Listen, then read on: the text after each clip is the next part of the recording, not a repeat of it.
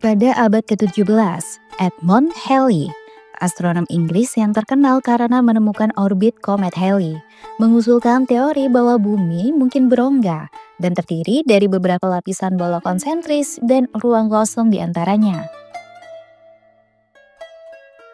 Pada saat itu, para ilmuwan masih belum memiliki pemahaman yang jelas tentang struktur internal bumi. Salah satu masalah besar yang dihadapi oleh para astronom adalah anomali medan magnet bumi, yaitu variasi tak terduga dalam arah dan kekuatan medan magnet di beberapa wilayah. Halley, yang sangat tertarik dengan geomagnetisme, mencoba mencari penjelasan untuk fenomena ini, dan akhirnya mengembangkan teori bahwa bumi memiliki beberapa lapisan dalam yang bisa bergerak secara independen, menghasilkan variasi magnetik yang diamatinya. Menurut teori Halley, bumi terdiri dari sebuah lapisan luar atau kerak bumi dengan ketebalan sekitar 800 km. 3 lapisan dalam yang lebih kecil, masing-masing seperti bola yang berada di dalam bola lainnya. Atmosfer di antara setiap lapisan memungkinkan bola-bola tersebut berputar secara independen. Kemungkinan ada kehidupan di dalam bola-bola tersebut karena adanya cahaya dan atmosfer di dalamnya. Halley juga mengusulkan bahwa lubang di kutub utara dan selatan bisa menjadi pintu masuk ke dunia dalam bumi. Ia percaya bahwa cahaya aurora borealis atau cahaya utara mungkin berasal dari gas yang keluar dari dalam bumi melalui kutub. Teori bumi berongga, atau yang sekarang biasa disebut dengan The Hollow Earth, adalah gagasan bahwa planet bumi memiliki ruang kosong besar di dalamnya, bahkan mungkin berisi peradaban tersembunyi. Pendukung teori Hollow Earth berpendapat bahwa ada sebuah matahari kecil di pusat bumi yang menerangi dunia dalam. Dunia di dalamnya dipenuhi oleh peradaban maju, seperti Agartha atau bangsa yang lebih tua dari manusia. Makhluk seperti reptilian, Anunnaki, atau bahkan manusia super tinggal di sana. Di video kali ini kita akan bahas secara lengkap apa itu The Hollow Earth dan siapa saja orang yang pernah menjelajah, serta legenda-legenda kota bawah tanah di masa lalu. So, tonton sampai habis ya.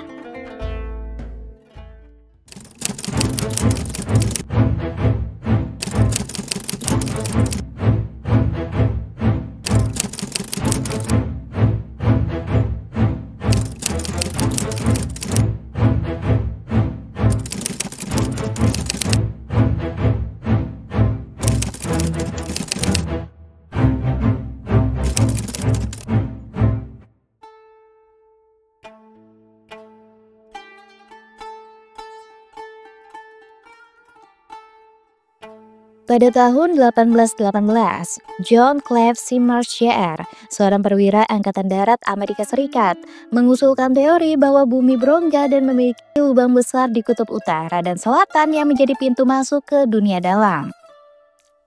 Teorinya lebih ekstrim dibandingkan gagasan Edmund Halley, karena Seymour tidak hanya percaya bahwa bumi memiliki ruang kosong di dalamnya, tetapi juga bahwa dunia dalam tersebut dihuni oleh peradaban yang belum ditemukan. Seymour lahir pada 1779 di Ohio, Amerika Serikat, dan merupakan seorang mantan perwira Angkatan Darat Amerika Serikat yang memiliki minat besar dalam eksplorasi dan ilmu pengetahuan.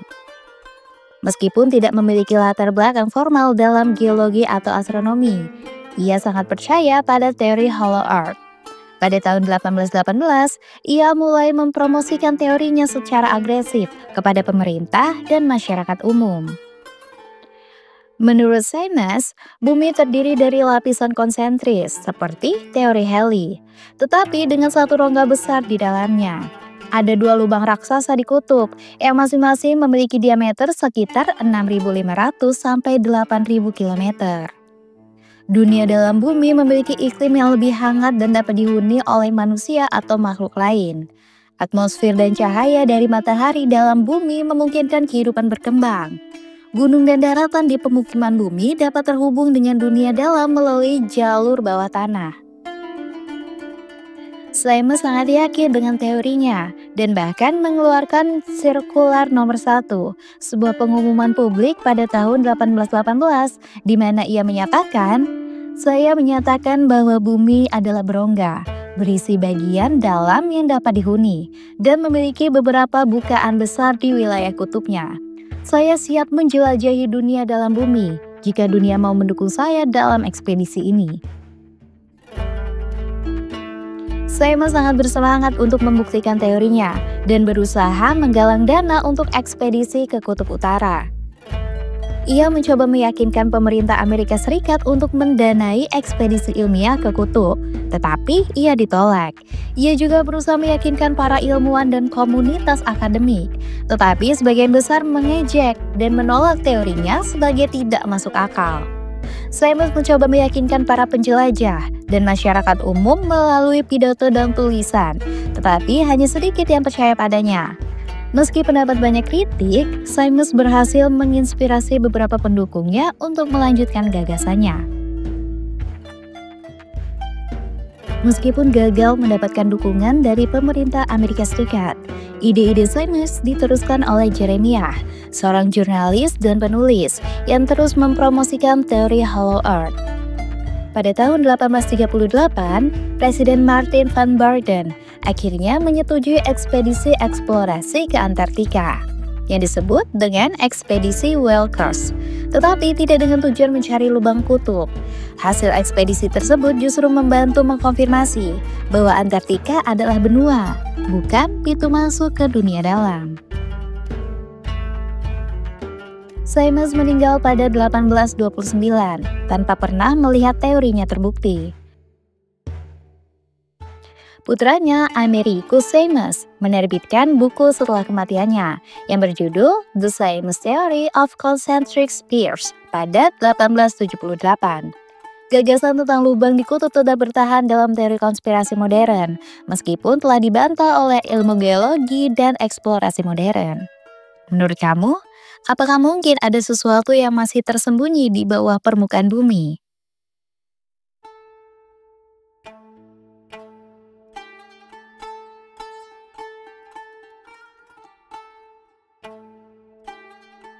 Richard Evelyn Byrd adalah seorang perwira Angkatan Laut Amerika Serikat, penjelajah dan penerbang terkenal.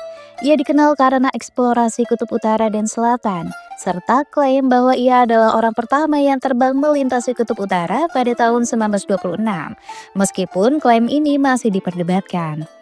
Byrd memimpin beberapa ekspedisi ke Antartika, termasuk ekspedisi Antartika Amerika Serikat pada 1928 sampai 1930. Dan Operasi Highjump pada 1946 sampai 1947. Karena eksplorasi polarnya, ia menjadi pusat berbagai teori konspirasi, terutama terkait Hollow Earth. Pada ekspedisi Kutub Utara pada tahun 1947, beberapa sumber konspirasi mengklaim bahwa pada 19 Februari 1947, Admiral Byrd melakukan penerbangan rahasia ke dalam bumi melalui lubang besar di Kutub Utara. Menurut teori ini, Byrd melihat wilayah hijau subur dengan sungai, hutan, dan hewan yang seharusnya tidak ada di wilayah Arktik. Ia bertemu dengan makhluk cerdas atau peradaban maju yang hidup di dalam bumi, yang disebut-sebut memiliki teknologi yang jauh lebih maju daripada peradaban manusia di permukaan. Byrd diklaim melakukan kontak dengan pemimpin dari dunia dalam yang memperingatkan manusia tentang bahaya perang nuklir. Namun, tidak ada catatan resmi atau bukti ilmiah yang mendukung klaim ini.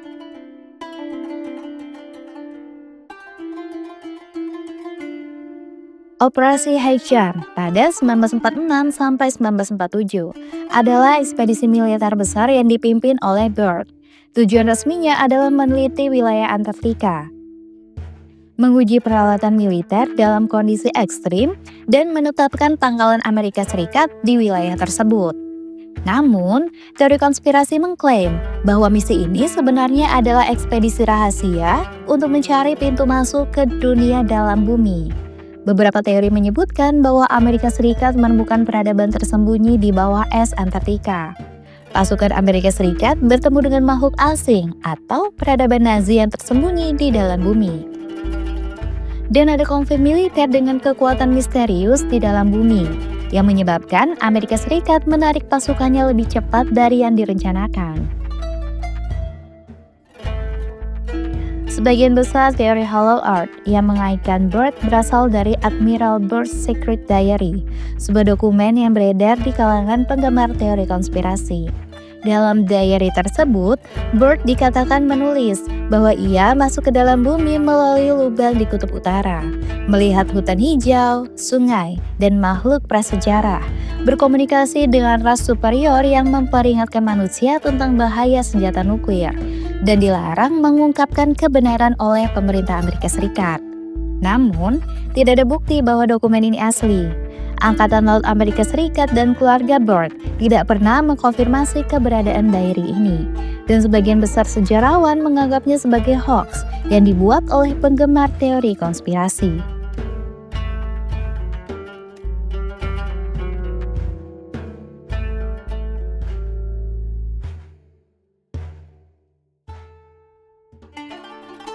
Sejak zaman kuno, berbagai budaya di seluruh dunia memiliki mitos dan legenda tentang dunia bawah tanah yang dihuni oleh makhluk misterius, peradaban maju, atau roh-roh leluhur. Beberapa dari kisah ini sering dikaitkan dengan teori Hollow Earth yang mengklaim bahwa ada peradaban tersembunyi di dalam bumi. Yang pertama ada Agartha, dunia bawah tanah dalam mitologi Tibet. Agartha, kadang disebut Agarthi atau Agartha, adalah legenda tentang dunia bawah tanah yang sangat maju yang tersembunyi di dalam bumi.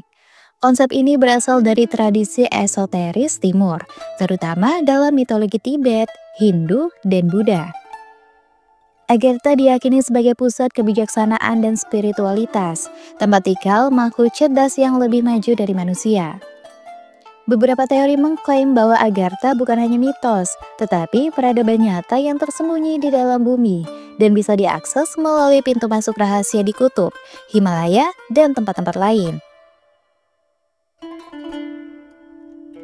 Dalam ajaran Hindu dan Buddha, terdapat konsep kerajaan yang tersembunyi yang hanya bisa diakses oleh mereka yang telah mencapai kebijaksanaan spiritual. Dalam naskah kuno seperti Purana Hindu, disebutkan peradaban rahasia yang hidup di dalam bumi, jauh dari dunia manusia biasa. Dalam tradisi Tibet, biksu-biksu tinggi percaya bahwa ada dunia tersembunyi yang disebut Shambhala, yang sering dikaitkan dengan Agartha. Biksu Tibet memiliki cerita tentang guru spiritual yang datang dari bawah tanah untuk mengajarkan kebijaksanaan kepada manusia. Banyak yang percaya bahwa Himalaya menyimpan pintu masuk ke Agartha, dan hanya orang-orang terpilih yang dapat menemukannya. Agartha diyakini sebagai kota atau kerajaan yang sangat besar yang terletak jauh di dalam bumi. Penduduk Agartha dikatakan lebih maju secara teknologi dan spiritual dibanding manusia di permukaan. Beberapa versi legenda menyatakan bahwa makhluk ini adalah keturunan peradaban kuno seperti Atlantis atau Lemuria. Menurut beberapa teori, Agartha memiliki jaringan kota bawah tanah yang luas dengan Shambhala sebagai ibu kotanya. Beberapa kota yang disebut-sebut berada dalam Agartha antara lain Shambhala, kota utama dan pusat spiritual Agartha. Posit, kota dengan peradaban Atlantis yang melarikan diri ke dalam bumi.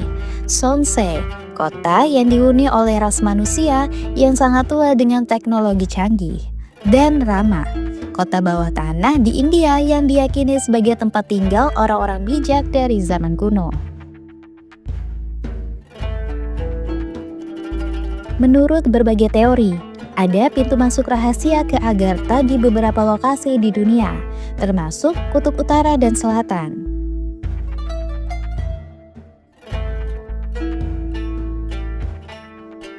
Shambhala, kota mistis dalam tradisi Hindu dan Buddha. Dalam naskah Purana Hindu, Shambhala disebut sebagai tempat kelahiran Kalki, yaitu avatar terakhir Dewa Wisnu. Kalki diyakini akan muncul dari Shambhala pada akhir zaman, yaitu Kali Yuga, untuk mengembalikan keseimbangan dunia. Digambarkan sebagai kota emas yang tersembunyi di pegunungan dan dihuni oleh manusia yang sangat bijaksana. Dalam Buddhisme, Shambhala disebut dalam Kalakra Tantra salah satu ajaran tertinggi dalam Buddhisme Tibet. Digambarkan sebagai kerajaan spiritual yang berada di suatu tempat di bumi, tetapi hanya bisa diakses oleh mereka yang telah mencapai kesadaran tinggi. Raja Sambala pertama adalah Manjusrikti, yang membawa ajaran Kalakra untuk menjaga keseimbangan dunia.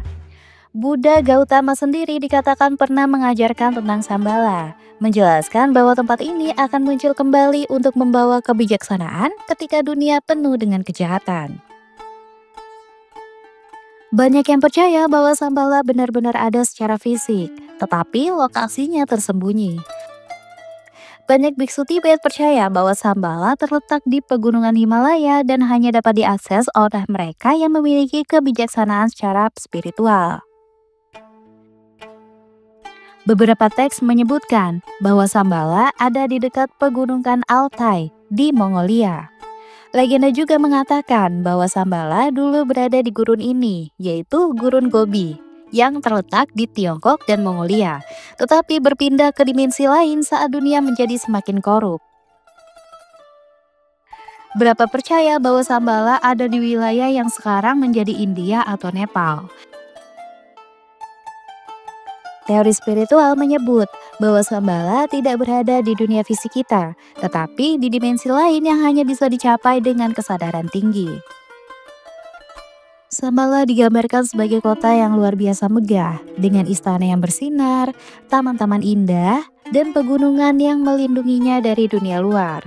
Kota ini memiliki banyak perpustakaan besar yang menyimpan ilmu pengetahuan kuno yang tidak bisa ditemukan di tempat lain. Penduduknya hidup dalam kedamaian dan kesejahteraan, tanpa peperangan, penyakit, atau penderitaan. Penduduk Sambala diyakini sebagai makhluk spiritual tingkat tinggi, mungkin manusia yang telah mencapai pencerahan. Mereka memiliki kebijaksanaan dan teknologi yang jauh lebih maju daripada manusia biasa. Diyakini bahwa raja-raja Sambala masih hidup hingga sekarang, tetapi mereka menjaga dunia dari balik tirai yang tidak terlihat. Beberapa teori menyatakan bahwa Sambala bukan hanya kerajaan spiritual, tetapi bagian dari dunia bawah tanah yang lebih besar, yaitu Agartha. Dalam Kalakra Tantra, dikatakan bahwa pada akhirnya dunia akan jatuh ke dalam kegelapan dan kejahatan akan menguasai umat manusia. Saat itu terjadi, raja terakhir Sambala, Rudra Cakarin, akan muncul dengan pasukan besar untuk menghancurkan kejahatan dan mengembalikan keseimbangan. Setelah itu, era baru kebijaksanaan dan kedamaian akan dimulai. Di dalam Hindu, saat ini kita sedang berada di Kali Yuga, yaitu zaman kegelapan. Kalki sebagai avatar terakhir, yaitu Dewa Wisnu, dipercaya akan muncul dari Sambala untuk mengakhiri era ini dan membawa ke zaman yang baru. Dunia bawah tanah dalam mitologi Nordik, Svartalfheim dan Helheim. Svartalfheim juga disebut Niflheim dalam beberapa sumber, adalah salah satu dunia dalam mitologi Nordik. Ini adalah kerajaan para kurcaci. Svartalfheim terletak di bawah tanah atau di dalam pegunungan, dihuni oleh kurcaci yang sangat terampil dan pandai besi, sihir, dan pembuatan senjata. Tempat ini gelap, berbatu, dan dipenuhi gua-gua besar, serta memiliki kota-kota yang bercahaya dari perapian dan bengkel besi. Penghuni utama Svartalfheim adalah para kurcaci yang menciptakan senjata dan benda sihir terkuat dalam mitologi Nordik, seperti Mjolnir atau palu Thor, Gungnir atau tombak Odin, dan Draupnir, cincin emas Odin. Mereka hidup di bawah tanah dan jarang berinteraksi dengan dewa atau manusia. Beberapa teks menyebut bahwa Dark Elves juga dikenal di Svartalfheim. Beberapa teks menyebut bahwa Dark Elves juga tinggal di Svartalfheim, tetapi peradabannya dengan kurcaci masih diperdebatkan. Para kurcaci sering membantu atau menipu para dewa dalam menciptakan senjata dan artefak kuat, meskipun jarang muncul di dunia atas. Selanjutnya ada Helheim, dunia orang mati.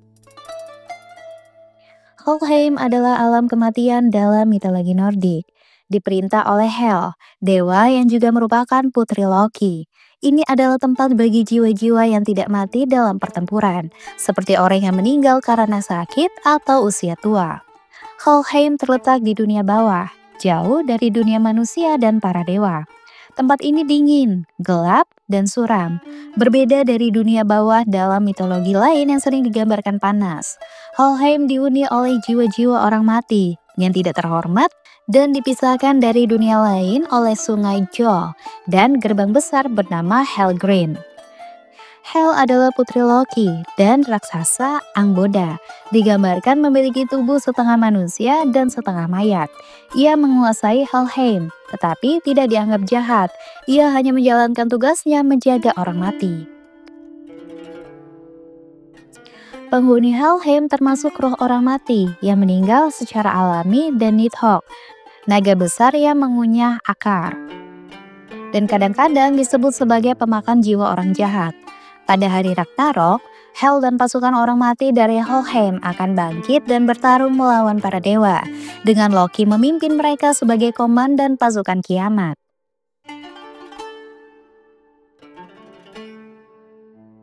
Kefalosteus dan Eldorado. Apa itu Kefalosteus? Kefalosteus adalah gua misterius yang terletak di hutan Amazon, Ekuador. Gua ini telah menjadi pusat perhatian para ilmuwan, penjelajah, dan mencari teori konspirasi karena struktur gua yang tidak biasa, menyerupai lorong-lorong buatan manusia. Selain itu, legenda suku asli Suar mengklaim bahwa gua ini adalah tempat tinggal makhluk spiritual dan menyimpan harta karun kuno. Gua ini juga dikaitkan dengan teori peradaban kuno yang maju, seperti Atlantis atau bangsa luar angkasa, dan telah dikunjungi oleh ekspedisi terkenal, termasuk misi yang didanai oleh pemerintah Inggris dan melibatkan astronot Apollo Neil Armstrong. Terletak di Provinsi Morona Santiago, Ekuador, dekat perbatasan dengan Peru. Kefalosteus berada di dalam hutan hujan Amazon yang sulit dijangkau dan membutuhkan perjalanan panjang melalui sungai dan jalan setapak. Gua ini sangat besar, dengan lorong-lorong yang luas, dinding halus, dan struktur yang terlihat tidak alami. Pintu masuk utama adalah lubang vertikal dengan kedalaman sekitar 63 meter yang hanya bisa diakses dengan peralatan panjat tebing. Di dalamnya terdapat banyak ruang dan lorong. Beberapa di antaranya terlihat seperti dipahat dengan presisi tinggi. Suku Suar, penduduk asli Amazon, telah lama menghuni daerah sekitar gua ini dan memiliki beberapa legenda terkait dengan Kefalosteus. Mereka percaya bahwa gua ini adalah tempat tinggal makhluk spiritual dan roh leluhur mereka yang digunakan untuk ritual keagamaan dan pengobatan. Beberapa legenda juga menyebutkan bahwa di dalam gua terdapat ruangan emas dan artefak kuno yang sangat berharga, dan bahwa gua ini pernah dihuni oleh peradaban maju di masa lalu yang meninggalkan pengetahuan dan harta mereka di dalamnya. Pada tahun 1969, seorang penjelajah Hungaria Argentina bernama Joan Morix mengklaim bahwa ia menemukan perpustakaan logam rahasia di dalam gua, berisi lempengan logam dengan tulisan kuno yang mungkin merupakan bukti peradaban canggih di masa lalu. Ia mengklaim bahwa artefak ini ditinggalkan oleh makhluk luar angkasa atau peradaban yang lebih maju. Namun tidak ada bukti nyata yang pernah ditemukan atau diperlihatkan ke publik. Pada tahun 1976, ekspedisi besar dilakukan dengan dukungan pemerintah Inggris dan Ekuador, dipimpin oleh Stanley Hall, seorang insinyur dan peneliti asal Skotlandia. Astronot Apollo 11, Neil Armstrong, ikut dalam ekspedisi ini, meskipun perannya lebih bersifat simbolis. Tim ini melakukan eksplorasi mendalam, tetapi tidak menemukan perpustakaan logam seperti yang diklaim oleh Morix. Namun mereka menemukan struktur dan logam-logam yang tampak tidak alami, memunculkan spekulasi bahwa gua ini mungkin pernah digunakan oleh manusia purba atau peradaban kuno.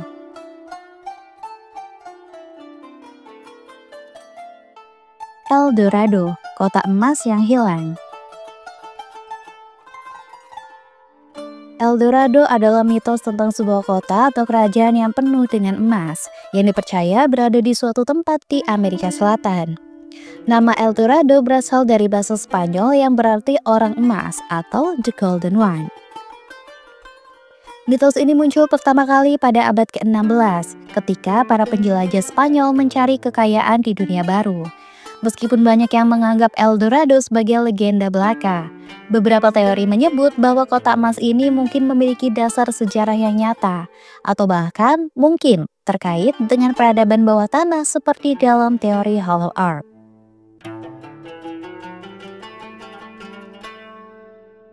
Legenda El Dorado diduga berasal dari ritual pengorbanan emas yang dilakukan oleh suku Muisca di Kolombia. Dalam ritual ini, seseorang penguasa baru akan dilantik dengan menutupi tubuhnya dengan debu emas dan kemudian mandi di danau Guatavia. Perhiasan emas dan batu permata dilemparkan ke dalam danau sebagai persembahan kepada dewa-dewa mereka. Para penjelajah Spanyol yang melihat atau mendengar kisah ini mengira bahwa ada kota penuh emas di dalam hutan Amazon. Setelah mendengar legenda ini, Spanyol, Portugal, Inggris, dan Jerman mengirim ekspedisi besar-besaran untuk mencari El Dorado. Beberapa peneliti percaya bahwa El Dorado mungkin adalah peradaban maju yang benar-benar ada tetapi telah musnah atau tersembunyi di hutan lebat Amazon.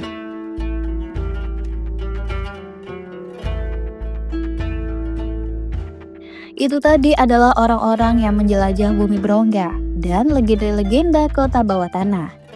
Apakah menurut kamu, dunia bawah tanah dalam mitologi ini hanya legenda? Atau ada kemungkinan masih ada sesuatu yang belum ditemukan di dalam bumi?